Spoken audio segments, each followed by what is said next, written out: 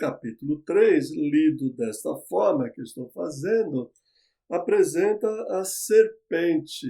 A serpente funciona aqui como um desestabilizador dessas relações igualitárias, dessas relações harmônicas.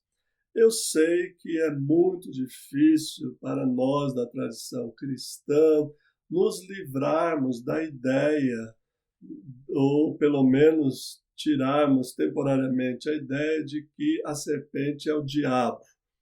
Eu falo isso porque essa concepção que nós aceitamos, especialmente os protestantes aceitam, sem questionar, provém do livro de Eclesiastes. O livro de Eclesiástico foi escrito por volta do ano 50 antes de Cristo. E é a primeira vez que se faz a associação da serpente com o diabo, é feita neste livro. Portanto, o Antigo Testamento não conhece essa associação da serpente com o diabo. Isso é posterior na história do Antigo Testamento, no cânon judaico cristão, né? No cânon apenas cristão da igreja de fala grega, que usa a Septuaginta, esse livro está considerado escritura. Então, só muito tardiamente, essas associações da serpente com o diabo foi feita também nos Apocalipses, que são pseudepígrafos, e no Apocalipse de João, essa ideia já estava bem estabelecida, de que a serpente se refere, então, ao pecado, se refere ao diabo, ao dragão, etc. Mas no Antigo Testamento, a serpente tem funções diversas. Tem a função de ser o símbolo da idolatria, do poder régio, tem a função de ser, quando levantada lá no deserto, a função de ser curadora. Quem olha para a serpente no deserto fica curado, como uma bênção de Deus, e a serpente tem outros usos, como um animal comum qualquer. Portanto, a serpente aqui não precisa necessariamente ser lida do ponto de vista teológico, do ponto de vista moral, como se faz normalmente. E eu quero insistir sempre com você, né, que essas coisas vocês já sabem. Se fosse para eu ficar repetindo aquilo que você já aprendeu, aquilo que você já sabe sobre a serpente, sobre a interpretação teológica desses textos, não teria nenhum sentido eu ficar falando aqui. Por isso eu quero propor, e vou propor nas leituras que eu vou fazer desse texto, que a serpente seja vista nessa primeira leitura como o elemento que desestrutura, que põe em risco e que finalmente desata, né, uma cadeia de eventos, desencadeia uma cadeia de eventos que vai culminar na quebra dessa utopia do capítulo 2. Então, a serpente, tendo seduzido o ser humano no capítulo 3, acaba por destruir a harmonia desses 4 relacionamentos.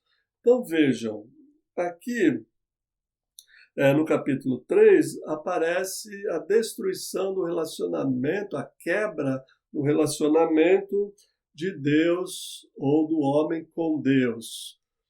O homem que tinha uma relação direta com Deus, que o via face a face, que conversava com ele, agora se esconde, porque tem medo de Deus, porque não tem mais uma relação de harmonia. Então a serpente destrói esse primeiro relacionamento equilibrado, desequilibrando a relação do homem e de Deus, que foi criado para viver em harmonia, mas que agora, por causa desse episódio, está numa relação bastante prejudicada. O segundo momento, na segunda demolição dessas relações, é do homem com a sua mulher. O homem culpa a mulher por ter comido a fruta, por ter comido do fruto da árvore. Ele acusa a mulher de ter sido a responsável por ele comer o fruto proibido, comer da árvore interditada. Aquela relação de amores, né? Aquela relação de igualdade, carne da minha carne, osso dos meus ossos, é quebrada aqui na acusação que o homem faz à mulher. A terceira quebra, né, desse equilíbrio é da relação harmônica que o homem tinha com os animais. Agora a serpente se torna uma inimiga mortal dos homens e haverá uma luta constante. O texto apresenta isso dizendo que um descendente humano irá pisar na cabeça da serpente e ela lhe ferirá o calcanhar. Isso mostra o desequilíbrio causado, então, pela serpente, ou pelo episódio narrado aqui no capítulo 3, entre o homem e os animais. E, finalmente, o quarto relacionamento dessa utopia, né, que estava em equilíbrio e que foi destruído, é o homem e a natureza. Agora, a natureza não dará, vamos dizer assim, de graça, né, os seus frutos. O homem terá que lavrar a terra, terá que suar, terá que trabalhar, terá que enfrentar o dia a dia, neste caso aqui, na roça, para tirar o seu sustento, e a terra produzirá espontaneamente outras coisas, como espinho, cardos, e na tradução do Almeida aqui, abrolhos, né?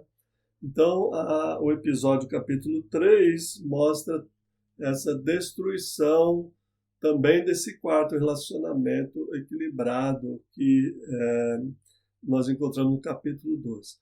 Então, a minha percepção desses textos, lendo de forma diferente, né, que a gente lê, é que nós podemos pregar, ensinar esses relacionamentos corretos, equilibrados, do homem com Deus, do homem com a natureza, do homem com os animais, do homem com o próprio homem, neste caso aqui, homem e mulher.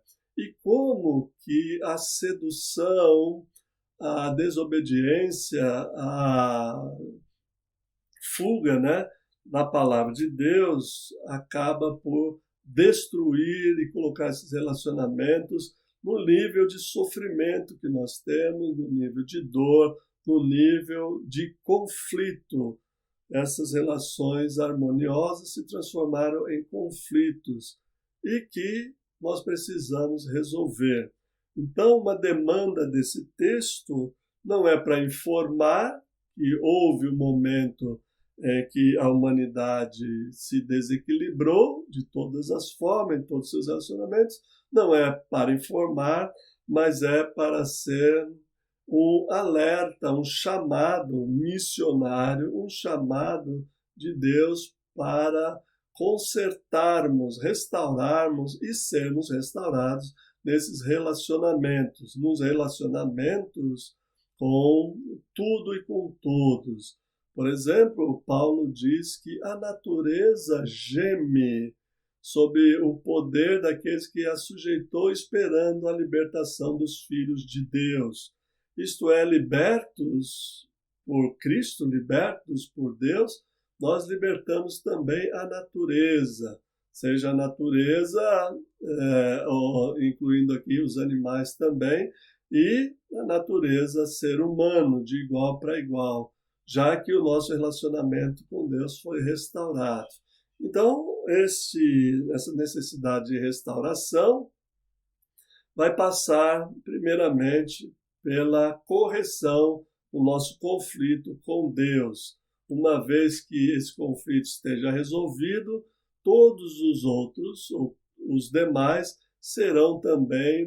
entrarão na nossa agenda, nossa pauta, para resolver esses conflitos. Então, essa é uma primeira aproximação do capítulo 2 e do capítulo 3, e, como eu disse, nós vamos fazer agora algumas interpretações, estudo, sermão, meditação, de como nós podemos ler os capítulos 2 e 3 do Gênesis, fugindo um pouco do tradicional, que eu chamo de uma leitura um pouco diferentona. Talvez outros já tenham feito de outra forma, mas eu quero propor para vocês, agora que a gente vai fazer, esses tipos de leitura, tá bom? Então vamos em frente e vamos ver como isso se apresenta.